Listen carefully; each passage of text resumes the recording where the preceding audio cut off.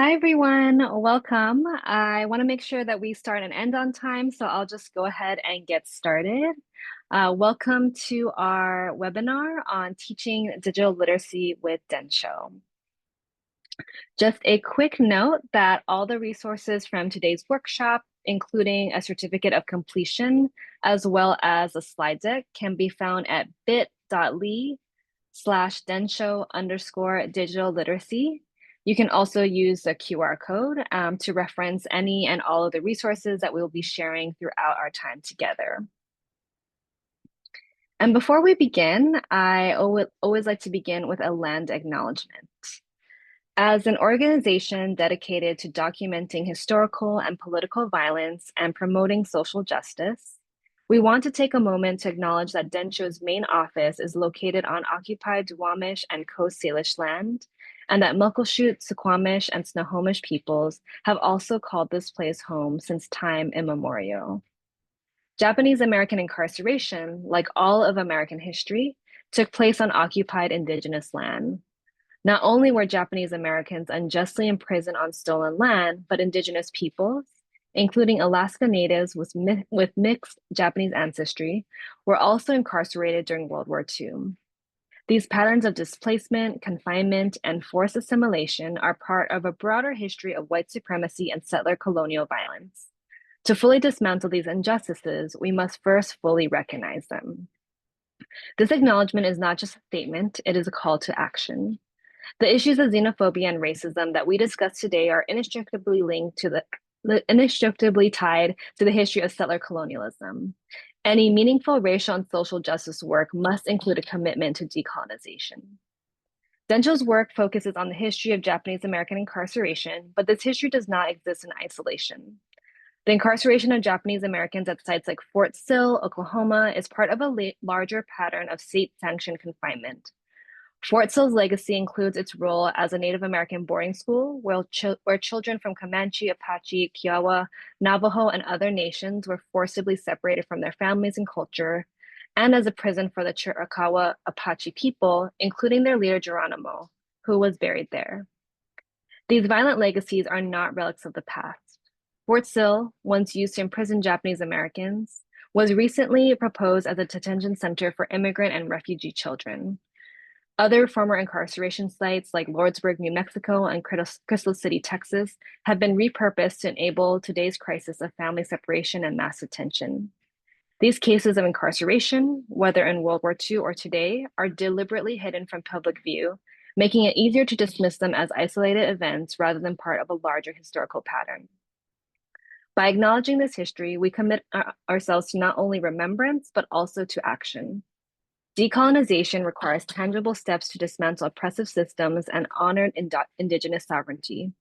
This includes internal learning about the intersecting histories of Japanese American incarceration on indigenous lands, supporting local indigenous communities or national land back campaigns, and engaging in critical education work.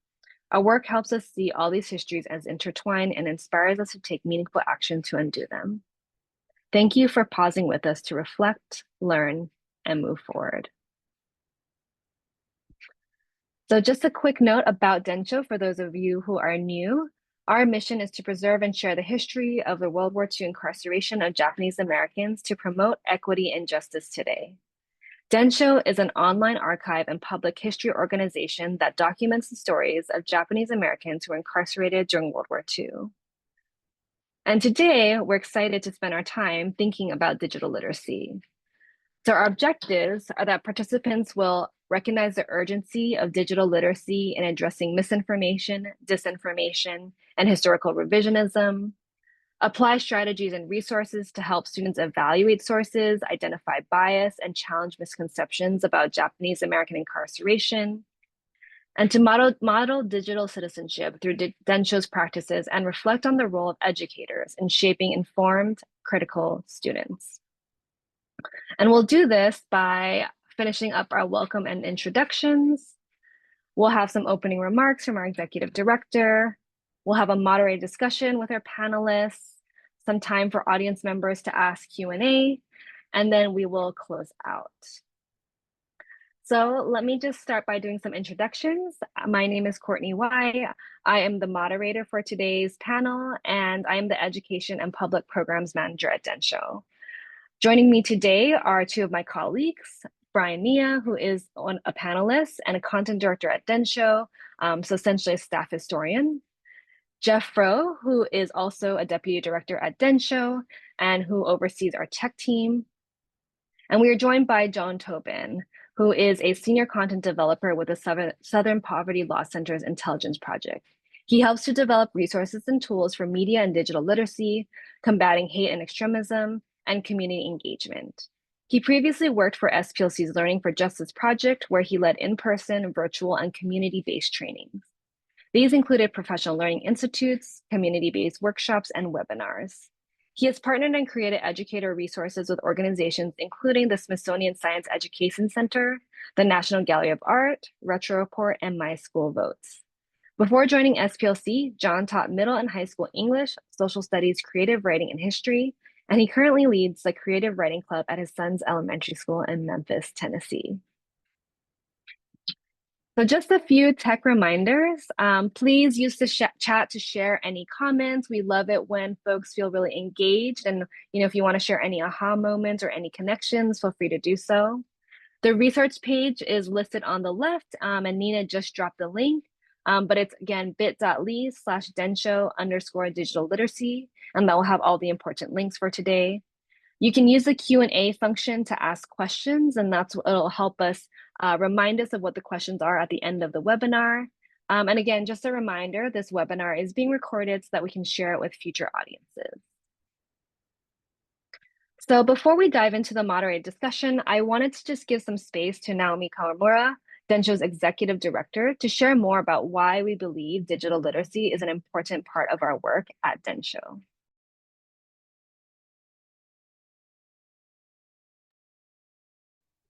Hi, thanks, Courtney. Good afternoon, everyone. My name is Naomi Ostwald Kawamura. I'm the Executive Director of Densho. I want to welcome you to today's workshop on teaching digital literacy with Densho. We're all living in a moment where we're seeing how quickly information is being rewritten in real time. So sometimes this happens through AI tools that can generate convincing but misleading content, or by people who purposefully spread misinformation. So this can spread quickly and with real consequences.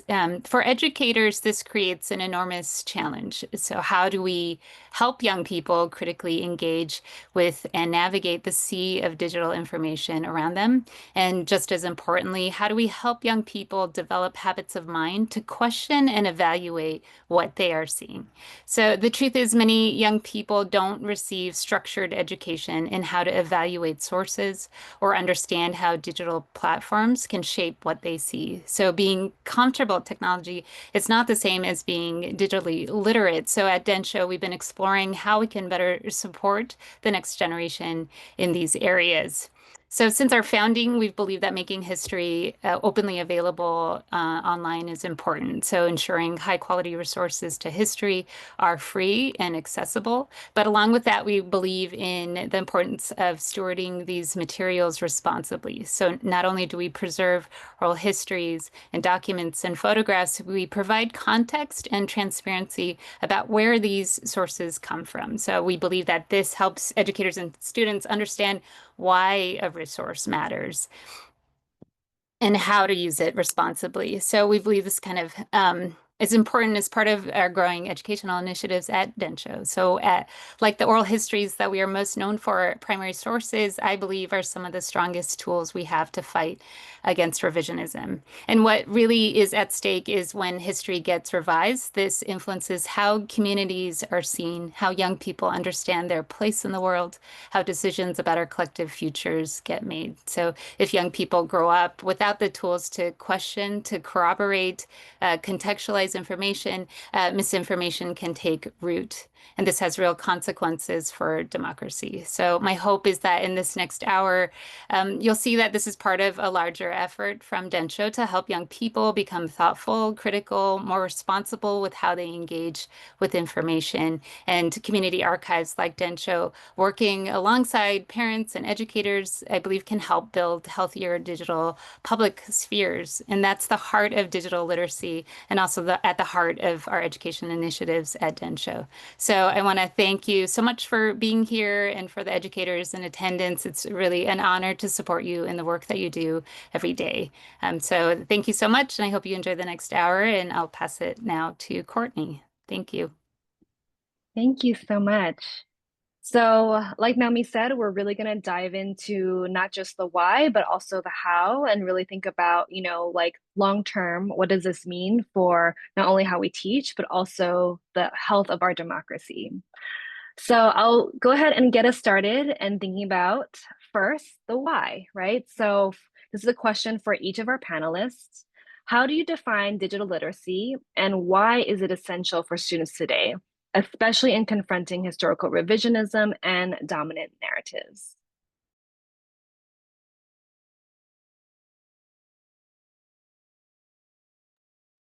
I'm happy to jump in. Yeah, hi everyone, John, Tobin, he, him. Really happy to be here.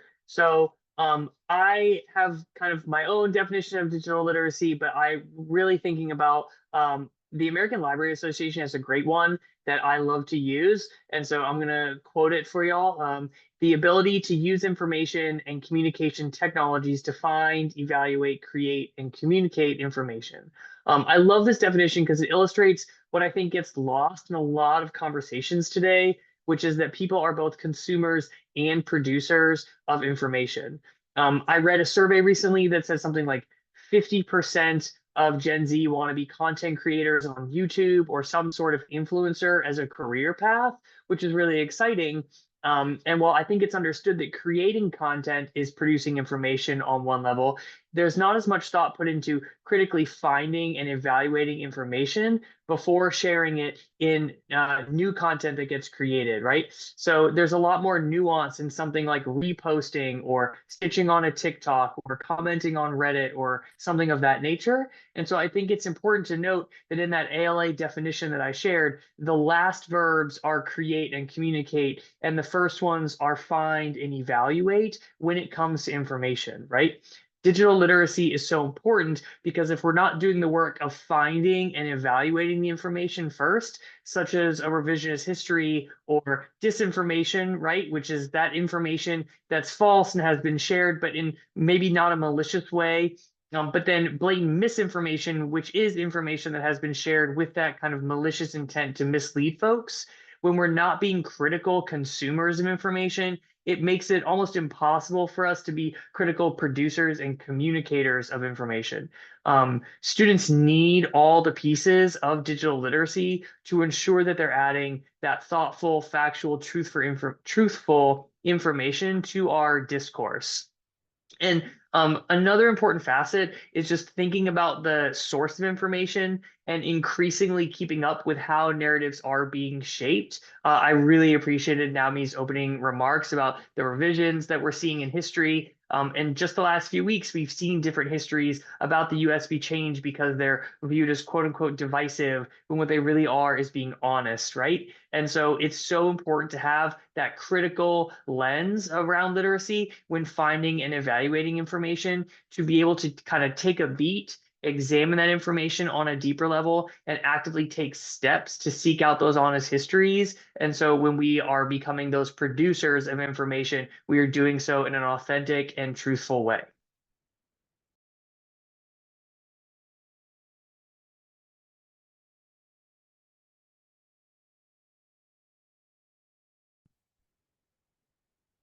Yeah, no, I completely agree with everything John said, and Naomi. And it just strikes me that in terms of the evaluation of stuff that you find online, the way you do that, it strikes me as it's being not dissimilar to how one evaluates traditional sources of books and films and other things, right? It's like when I get a new book that I'm not familiar with, what do I do? First thing I do is I look at the footnotes. What are the sources?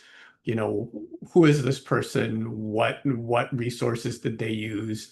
What do they have, does the organization or the person have an agenda that they're trying to push, that helps you to evaluate, is this something that's reliable? Is this something that you can believe? And I think the approach you take is in some ways, the particulars are different, but it's not that different than in a lot of ways how you evaluate traditional media sources, applied, to this digital online environment.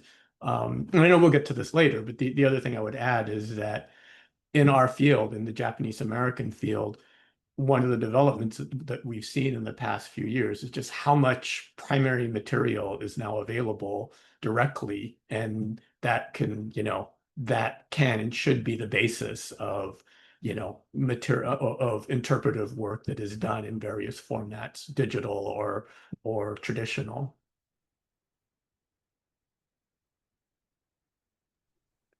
There's not a lot to add to those definitions because that's a really such a succinct job, John, of kind of presenting the overview. And it's interesting. I mean, this question maybe 15 years ago, if someone had asked me, I think my answer would be much simpler. I mean, I would point to some of the frameworks that are available. I mean, things like SIFT and CRAP, and there's a lot of different sort of practical tools for classroom evaluation. I think um, we're in a kind of a new era in some ways where, and this gets a little bit, I think, unfortunately, to the next prompt, but in some ways, but when information is difficult or becomes intentionally difficult or maybe even unintentionally difficult to evaluate, it makes it a lot harder to apply those tools sometimes, and that's a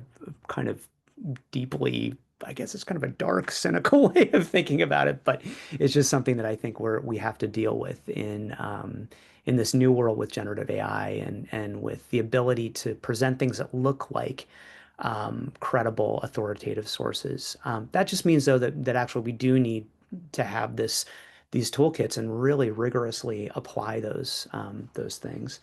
It's funny, when I was thinking about this question, I haven't really thought about it in kind of a theoretical, kind of epistemological way in a while. And I was going through my bookshelf and found this very old book that's celebrating its 40th anniversary this year.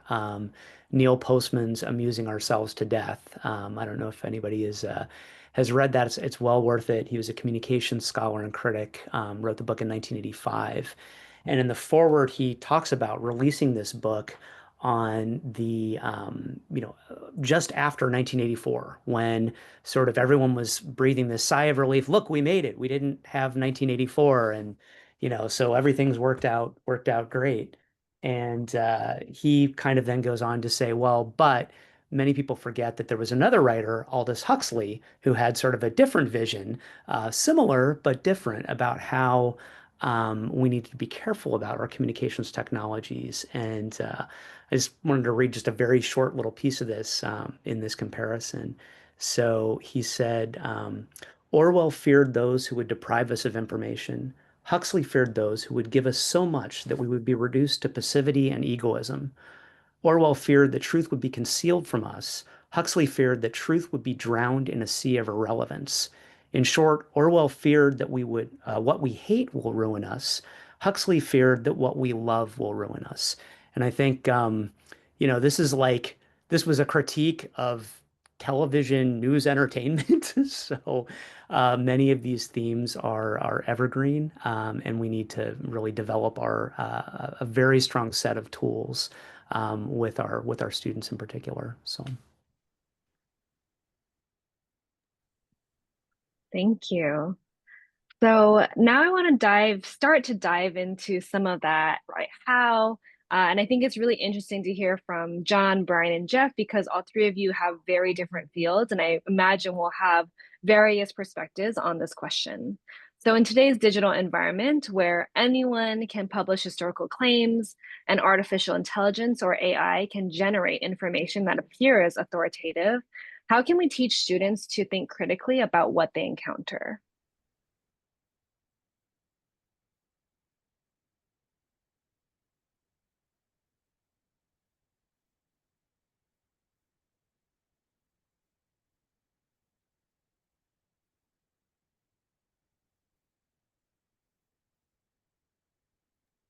I'll kick it off, and I'll do this in a very narrow way by saying that in terms of AI, I mean, I think we've all seen the capabilities of these systems just accelerate beyond anything that we would have imagined even 5 years ago. In fact, in a very scary way, in fact, in a ways that the developers would not have imagined in a year ago.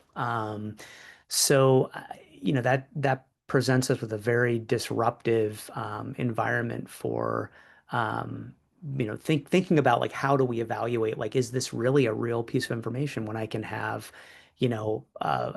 generate a video of President Obama saying something insane or ridiculous at the push of a button, and I don't have to be really necessarily an expert to do that. Um, so I'd say, I mean, one thing that we definitely need to do is just inform the public, have students understand what these systems are capable of. So rather than saying, well, let's just, not pretend like they don't exist and do nothing but push back, we actually need to, those of us who are really critical of the way that they're being developed need to actively understand how they work, what the capabilities are, and then, maybe push back against some of those, the use of some of those systems in ways that are negative. So there are some technological tools that people are starting to develop to try to identify things that might be generated by AI. But I mean, one of the principal things still is really to think about the authority of the information, the provenance of the information. And if you see a video of President Obama saying something insane, maybe it's probably fake. I don't know. So, some of these strategies I think still really apply. But Yeah, I love what you were saying, Jeff, because I was thinking about something how people at all levels of power have had the ability to manipulate statistics and information to fit their narrative as long as they've that as a positions of power have existed, right? And tools like AI are exactly that. They're tools, they only make that easier, right? So teaching young people to use trusted sources, but trying to ask those questions, right? An influencer, even if they're a scholar, is not necessarily a trusted source, but where they're getting their information from might be, right? And so pushing students to ask those questions around like, who wrote this study? What do they have to gain? How is this organization funded? Is this a dominant narrative? Are marginalized voices being included? Really pushing students to ask those like critical questions are going to be really, really important. And I think building in those skills around, being able to identify something like AI generated content, right? Google just announced that in their photos application that they are including the metadata now, whether it has been manipulated by AI. And so giving students those kind of tools, right? The manipulation of information, that's not new. It's just the way it's being done is very different. And so giving students those tools and those skills to be able to identify those things and ask those critical questions, I think is really how we can empower them to be able to look at things critically and identify what is true and what is not. Yeah, the only thing I would add is, as I think both John and Jeff have alluded to, it's just so easy to do this now, to do things that are intentionally misleading or even unintentionally, and that I almost feel like you have to your default almost has to be skepticism, and that you have the content creator has to prove that they're legitimate in some ways.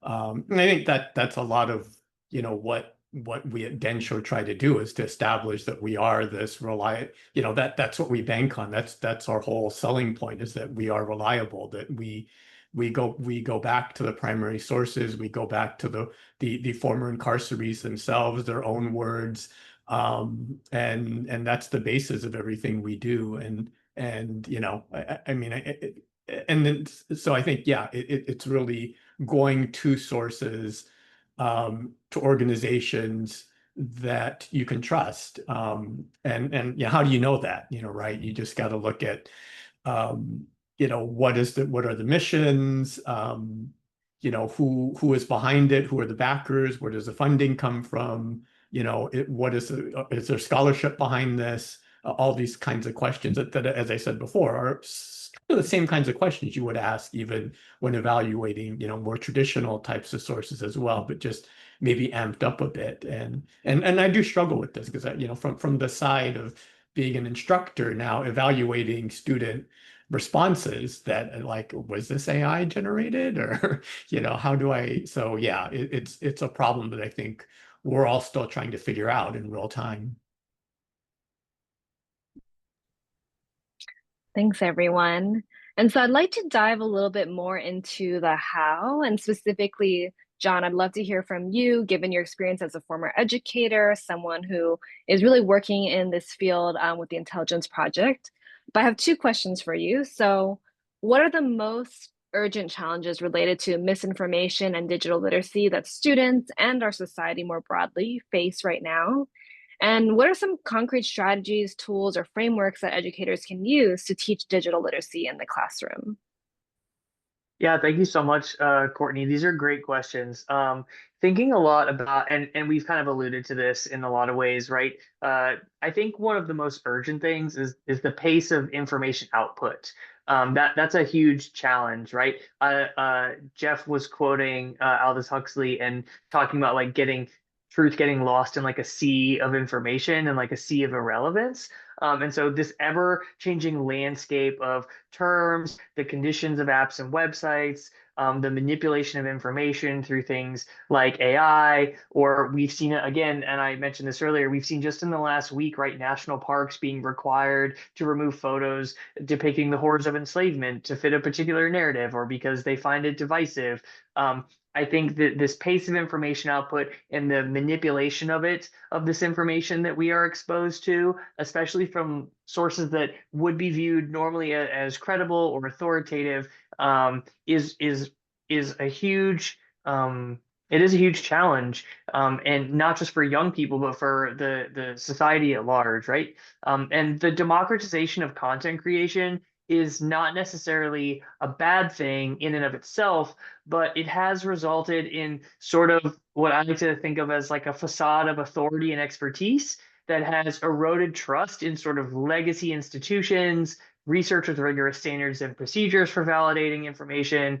I love Brian's mention earlier of like looking at footnotes when he gets a book of like who's behind this, who's behind this information, right? But this democratization of content creation has kind of eroded some people's trust in like these processes and these standards that we have for ensuring that we are being honest and truthful. And so AI has only kind of accelerated and exacerbated these problems. And so those are kind of two of the biggest challenges that I'm seeing. But there are a lot of strategies, tools, and frameworks that I think educators can use in teaching digital literacy. So I would be remiss if I did not plug the Learning for Justice digital literacy framework. It has 7 key focus areas with accompanying lesson plans for grades K through 12. It also has student-facing videos that are really engaging, informative. There's even a podcast that dives into topics like cognitive bias, social media, online gaming, and it's a comprehensive tool for navigating and teaching digital literacy to students. So that's one tool. Another tool that's really, really great is an organization called IREX. They developed in concert with Columbia, Missouri Public Schools, a curriculum called My Mind Over My Media, and it teaches the ins and outs of digital literacy. I would say it goes even deeper than the Learning for Justice framework. It defines media and digital literacy, but it also has a huge emphasis on source evaluation, using your voice that push students' critical thinking. The curriculum is kind of a walkthrough, but there's also lesson plans, handouts, that sort of thing. And then a few other tools that I really, really enjoy. So Retro Report, I've worked with them before. They are a great site. They use short form films and lesson plans to help students apply critical thinking and context to both history and current events. For example, they have a short film and accompanying lesson plans on race-based propaganda during World War II. That's a really wonderful resource for teaching a more complete history, especially related to Densho's work. And then a website that it's not a curriculum, but I recently discovered it, and I did a lot of research on who they are funded by and where and kind of like their backing and all that sort of stuff. Is called Ground News. I've been using it in my own work for evaluating sources of information. It's not a news outlet, but it is a news kind of aggregator. So it shows the different biases of how a story is or isn't being reported on. And this is really great if you want students to kind of do a comparison contrast around a particular topic in the news, like the events of the last week or politics or other things. It will show you kind of the leanings of a particular news outlet. You can click through and read the story in full, and it kind of gives you summarizations of kind of the main points that each different folks across the ideological spectrum are saying about a particular topic. So that's a really great resource as well.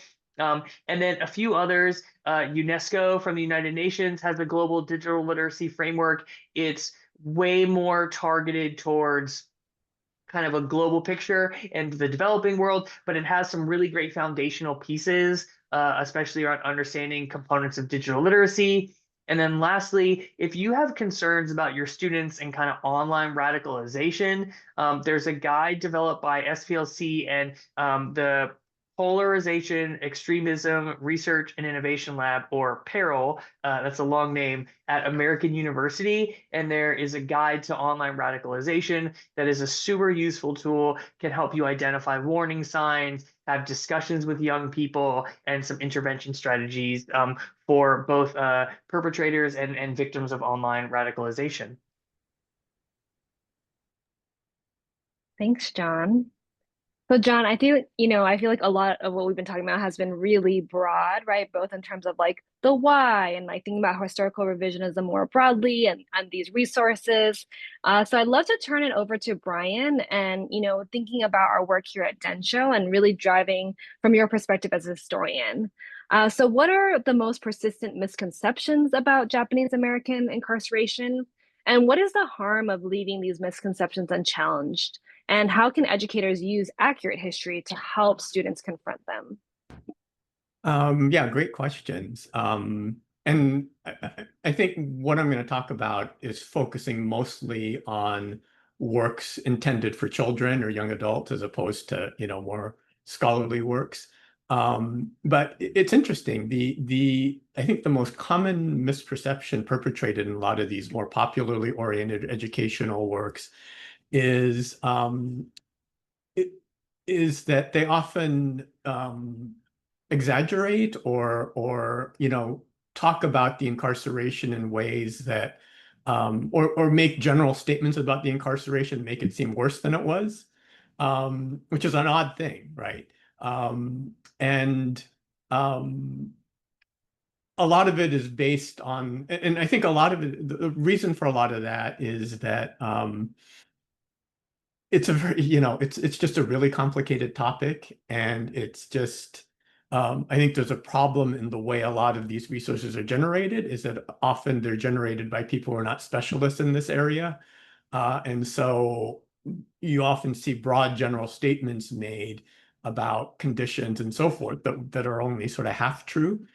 And I guess my perspective as a historian is like, it was bad enough as it was that we don't need to kind of exaggerate things. And I think the danger with that is really that, there's, being old enough to remember a time when, it wasn't accepted that this was wrong, when there were many people who were arguing that, no, this is justified. And there are still such people out there, certainly. But, I think the harm is that by getting these things wrong, you open yourself up to questioning. If you say, well, if you're misrepresenting this, and this, how credible are you then when you're saying that this was, this was an injustice, that this shouldn't have happened, all of those kinds of things. So I think that that's something that I see a lot of, and I think that Courtney and I, we've talked about how that's just something that's almost built into the way a lot of works for young people are generated. So yeah, I think that's the thing that really strikes me, and I'm not exactly sure how to attack that. We do this a little. I review books, some of the books on our blog, highlight some of the better ones and so forth. In my experience, the works that are more specific tend to be much better than the ones that are broader, right? So, generally a book for children about the Japanese American incarceration generally is not going to be great, but one that's specifically on Clara Breed, the librarian from San Diego, or on, the story of Stanley Hayami. Typically those are going to be a lot better, the ones that are more specific. But anyway, I can go on a lot for this, but yeah, that's something that's the thing that jumps out at me.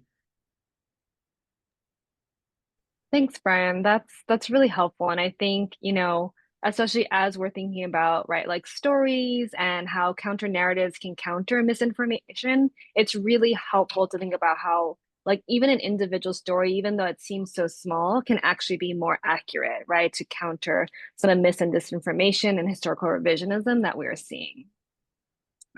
And so I want to take it next to Jeff, who again really oversees the tech work that Densho does, and think about like this idea of just again digital citizenship, and how that can also be a way to counter misinformation and disinformation. So Jeff, how does Densho's digital archive model responsible information sharing, and what lessons can educators take for teaching digital citizenship? And how can open archival access help students and educators counter misinformation and elevate excluded narratives? Yeah, these are big questions, and they're definitely ones we think about a lot here. I mean, I'd say, you know, dipping into the first question, how does the digital archive and the way that we've constructed the digital archive model responsible information sharing? I think, it goes back to trying to create Densho as a trustworthy institution, and really that is really embodied by two values that are part of kind of the, Densho's overall values. The first is transparency, and that is by providing, and this is part of archival practice, so it makes it very easy. That is providing provenance. That is the source of all of the primary source materials in our archive. I mean, you can see, we have extensive metadata that is created by our professional archivist staff. You can see when things were added to the system. We have some technological checks and balances in place to make sure that the information has not changed, that those photos have not been altered, that the video has not been altered since it's been created. So that's one very important part. And the second is really this very strong commitment to free and open access. And this has been a primary value for us from the very beginning of Densho, which is that we do not charge for access to the archive. We want to make it as freely and openly accessible as possible. That goes beyond just the website user interface that people see that you can come and search and things like that. It means that we also have APIs. We have back-end access to those resources so that we can integrate with other library information systems, Google and Wikipedia, our partnerships with Internet Archive. We would like to disseminate this information as freely and openly as possible. Another kind of piece of that people sometimes don't think about is we put a lot of emphasis on Creative Commons licensing, or as kind of an open access license as much as we possibly can. So things like our visual history interviews are co-owned by the narrator, the person who was the subject of the interview, and by us.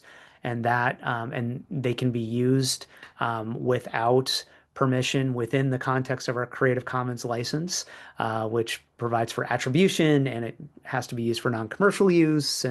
But we would like everything disseminated as widely as possible, and that sort of shows that we've got nothing to hide as well. So all of that information is there. And finally, I mean, this is getting kind of like way down in the weeds, but we really have built the ecosystem of software that runs the Densho Digital Archive, that our archivists use to administer the archive. I mean, everything about that system is built on open source software. We think it's really important that there's no question about whether that information can be portable, can be moved to another system, can be preserved into perpetuity beyond the lifetime of a software vendor who suddenly decides that they or are acquired by a private equity firm or whatever, and suddenly is not available.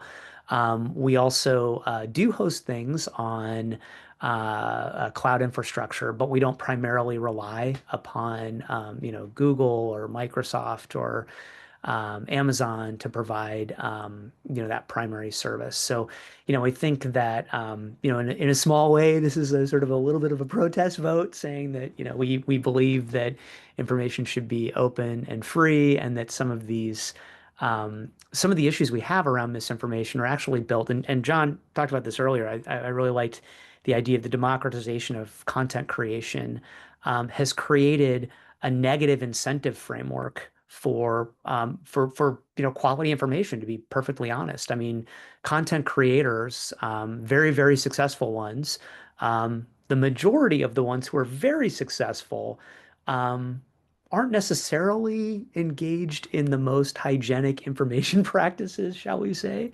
So I think a lot of those incentives are embedded in the systems that unfortunately run most of our technology platform these days. So thinking about that and just sort of bringing that to the fore is important for us. In terms of how open archival access can help, I think we've talked about primary source materials and how important it is to just have access to those things. And I think, I mean, I'd like to just take a little bit of a step back and say, we are really lucky because we are at a time now when the archival profession has really changed drastically, and there is interest in the profession in making things available and in telling stories that were not told before. And that has not always been the case. I mean, I think archives for many, many generations were kind of narrow, like there was a really narrow set of gatekeepers. They were used principally by academics. You needed very specialized skills and credentials to be able to access those materials. And that's no longer true. And then we have the technologies to make that possible. So it's actually a pretty exciting time. And I think archives really can play, and digital archives in particular, play an increasingly important role in combating misinformation and in adding to a positive information environment. So. Thank you. And so I want to continue this kind of note of optimism, because I know that it is, at least for me, it is overwhelming, right? Just to be a consumer of information and to kind of like think like, oh my gosh, like who is this person? Where does this information come from? Can I trust them? And I know that can feel overwhelming and hard and scary. And so, like I said, I want to kind of have us end this moderate discussion on a more optimistic note. So this is a question for each of you. What gives you hope about how students can use digital literacy to shape a more thoughtful and informed future?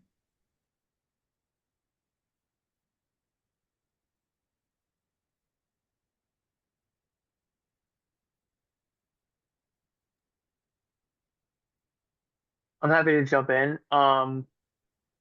And it's interesting. I know in my intro that Courtney shared that I'm back in the classroom for 1 hour a week with a bunch of fourth and fifth graders leading a creative writing club. But I think young people today, because of the media environment they're growing up and learning in, and I'm seeing this in that 1 hour a week that I'm with them, they're just much more open to the idea that they need to be questioning everything that comes their way, right? Like it's no longer just a textbook that's speaking from a place of authority, and no shade to the professors and authors of textbooks, but there are incomplete and revisionist histories in textbooks that also need to be approached critically, right? But media and information is coming at students from so many different channels, and they have to be more discerning about what they're taking in. And there are obviously risks with mis and disinformation, taking things at face value, believing a source because it's well produced and speaks with conviction, which is not the same thing as accuracy, right? But students today can be taught how to think critically, and I feel like they're a lot more open to that. And I think the thing that gives me the most hope is how well students and young people are today at using their voices. I think more than many previous generations, they know how to speak up, how to get what they're saying in front of a lot of eyeballs, and they're unafraid to do it in a lot of instances. And again, there's a double-edged sword here, right? But with the right tools, the critical thinking skills, an understanding of the process, and guidance towards truth, honesty, and accuracy, I think that young people wield a ton of power to kind of help shape our society, our democracy, and our future for the better. Yeah, yeah, thanks, John. I have a very similar kind of experience. I resisted teaching for many years, but I started to do it in the last few years, teaching a Japanese American incarceration class at the college level. And yeah, I come away from that much more optimistic for our future, just because it's been so great to see working with these students who are so committed, who have so much passion, who have so many skills, right? We talked about the democratization of content creation, but their ability to just create things so quickly. And as John mentioned, I think they grow up with this with a certain skepticism that you have to have. And in fact, in some ways, when we talk about how we can, ensure that students have digital literacy, in some ways, it's the older people that we have to worry about more, who aren't used to this environment in some ways. So yeah, I kind of worry about, my own generation in some ways more. But yeah, no, yeah, it's been very inspiring to work with these students. And I also wanted to just note, and one of the things Jeff said about just how, how there's just so much archival material available now. And I think it also then, in evaluating that, I think we have to also build in and teach skills on how you handle archival material as well, that it's not just the realm of scholars anymore. And, you have to ask some of the same questions, and, it, it, how you treat the archival material, has to be informed by what you know about those sources and the people creating it and so forth, in kind of similar ways. It's not unassailable at all, right? It's biased maybe in a different way. Yeah, that's great. And I will add my optimism with my N of one, which is my 15-year-old sophomore daughter. And again, yeah, I see this, well, despite the fact that she does get to hear from her mother and father all the time how terrible social media is and whatever, but I mean, it really has, I think, or I see a very different attitude towards it than even kids, I think, one generation earlier than her. I think that we have suffered these scars of sort of the commercialized internet first, and then social media next. And I think we're into the next thing, and generative AI and AI in general. AI is going to be, a new challenge. But I really do see that same sort of skepticism when presented with information, and really the understanding, kind of this almost innate understanding that I need to look at why someone is telling me this thing, not just the what they're telling me, but what is this perspective, and why are they coming at me? You can check back in with me about maybe end of November when she turns 16 and then can open whatever social media account she wants. But so far, she's not expressed any interest, so that gives me hope. But yeah, I think there's so many people doing great work in this space, and John, I think a lot of the work that the center has done and that you're doing now is a big contribution to that. These discussions around digital literacy and the amount of or the number of frameworks and tools and really practical things available now are stunning. So um, that's it for me. Thank you. So what I'm going to do now is just give our audience time for some questions. I do already see one that's listed, so I'm going to go ahead and read it out loud. If the K through 12 system taught dialectic learning rather than authoritarian, the next generation should be the best prepared to determine trusted information rather than being the most vulnerable generation. Why does the K through 12 system not use a Socratic method of teaching that is best suited to a democracy? I have some thoughts, but I would love for any of the panelists to just share first before I jump in.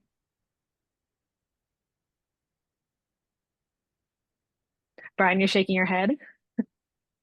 I was going to say, please jump in, because Okay. I've wondered the same thing myself.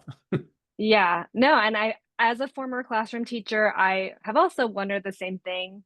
I do think that, there are some teachers that do teach Socratic method of teaching. I also think that, and this is coming from my perspective, particularly as a public school teacher. I taught primarily in schools that serve primarily low income students that are really subjected to the pressures of standardized testing. And so I think what a lot of times happens is that standardized testing does not test critical thinking. And when your students are so far behind grade level, there's a lot of pressure from everyone, right? Like from the state down to other teachers or working in the hallway to teach in this rote way so that students pass the test and so that your school is not at risk of like closing down. And as someone who has worked in a school that has closed down, I have seen just the really negative impacts that it has on the students' morale, how they view themselves, as well as how they're viewing the community, what it means for parents who went to that school. So that's like one small answer that I know is completely imperfect. I'm also going to drop in the chat this article I read in graduate school called Social Class and the Hidden Curriculum of Work. And this honestly, it does square with some of my experiences, particularly in schools in South and Central Texas. And essentially, what Anyan talks about is that at different levels, different class levels, students are treated differently, right? And so essentially, students from low income backgrounds are taught in a factory model way of teaching, right? And that is, I'm thinking even something like math, I think that's absolutely true. When I think about, I'm certified to teach 4th through 8th grade math. I taught English as a second language, which means that sometimes I was actually teaching math, not primarily. But a lot of the ways that I was taught to teach math was like plug and chug. Here's the formula, identify the formula, right? And then plug it in and then just calculate it and done. But then when I've gone to observe schools, even public schools that are higher income, I have seen that there's more of this emphasis on conceptual learning, right? Yes, they're teaching the formula, but oftentimes they're teaching them how to even get to the formula, right? And that's math, right? Which I think a lot of people see in this country as like a rote discipline. And then how does that apply to social studies, right? How does it apply to English, where you are teaching humanities and you are teaching that different content, right? I see a lot of like, here are the 3 steps that you're going to use to read a map or read a primary source, or do this like literature skill, and then it's very rote, right? It's like those are the 3 steps you take, but there's no connection to like thematic understandings or long-term understandings. And I do think a lot of that is due to pressures from standardized testing, and just the consequences of being of schools being, especially like low income public schools, being consistently underfunded. But it's also reinforced by, right, like teachers not staying in the classroom. I think there's like this was a long time ago, so I'm sure it's even shorter now, but at one point, most teachers didn't even make it past 2 years in the classroom. And then, right, so you have all these teachers that are cycling in and out. And it's not to put blame on the teachers, but really to think about just like this system is, I think, and I go back and forth, like the optimistic side of me is like, I hope it's designed to actually help students think better, but we don't do it well. But there's also this part of me that understands that schooling was meant to be exclusive, right? I mean, enslaved people were forbidden from learning to read and write on purpose. And so there's a part of me that thinks that this is by design, right? So that's to your point, Gerald, right? That like students are like vulnerable. Students aren't thinking critically, and that keeps people in power. So I know that's a long answer, but that is my personal opinion. But yeah, Brian, Jeff, John, if you want to jump in, please do so. That was amazing, and I think you speak perfectly to the system, right? And I think it's not as simple as the answer is exactly what you said. It's a systemic issue. There are problems within the system and the way the system was constructed from like jump, that it has been exclusionary from since before Reconstruction and during and since. And so I think one of the things to recognize is there are ways of doing sort of acts of resistance that can help students right in your classroom. And I know you have used methods before in your, just from talking to you as a friend and colleague. And when I was in the classroom, being able to ask those open-ended questions and incorporate those methods as much as possible. And it's one of the reasons I love Densho and its resources, is it really pushes students towards that critical thinking and being able to kind of look at those archives, look at those primary sources, ask big kind of essential open questions. But yeah, I do think it's a systemic issue. And so I think there are ways to kind of resist that system while operating within it, but there are obviously challenges. And so I would just encourage the educators on this webinar to ask students those questions and to really push them to think critically and deeply.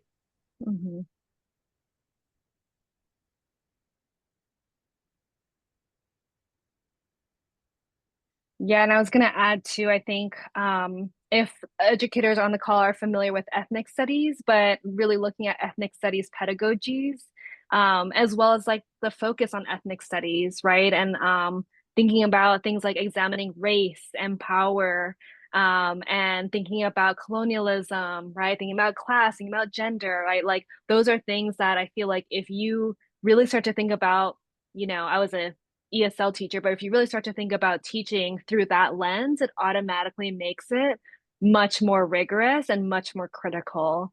So I highly encourage folks to look at ethnic studies approaches. There's a really great website called Liberated Ethnic Studies Consortium, which I will put in the chat. But they have a really great kind of model called C4, which is a form of lesson planning.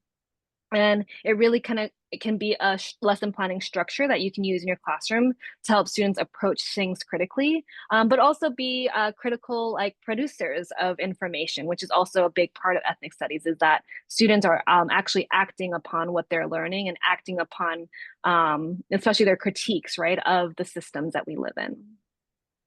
So let me drop that in the chat.